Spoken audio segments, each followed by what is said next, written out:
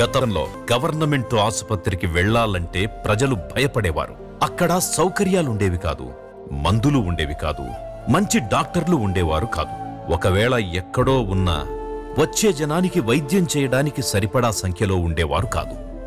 ప్రభుత్వాసుపత్రుల్లో ప్రసవానికి వెళ్లాలంటే గర్భిణీలు హడలెత్తిపోయేవారు.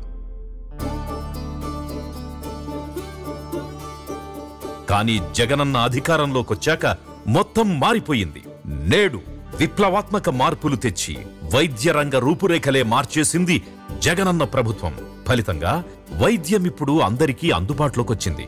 ఆరోగ్యశ్రీ ద్వారా గరిష్టంగా 25 లక్షల రూపాయల వరకు వైద్య ఖర్చులను జగనన్న ప్రభుత్వమే భరిస్తోంది.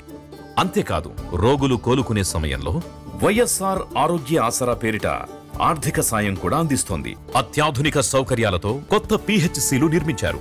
ఉద్దానం ప్రాంతంలో కిడ్నీ వ్యాధుల బాధితుల కోసం kidney research centre, super speciality ఆసుపత్రి నిర్మించారు జగనన్న. 17 కొత్త ప్రభుత్వ మెడికల్ కాలేజీల నిర్మాణం చేపట్టారు. వైద్యం కోసం డాక్టర్ల చుట్టూ తిరగాల్సిన అవసరం లేకుండా మన ఊరిలోనే, మన ఇంటి దగ్గరే ఉచిత వైద్యం అందించేలా దేశంలో ఎక్కడా లేని విధంగా ఫ్యామిలీ డాక్టర్ విధానం తీసుకొచ్చారు.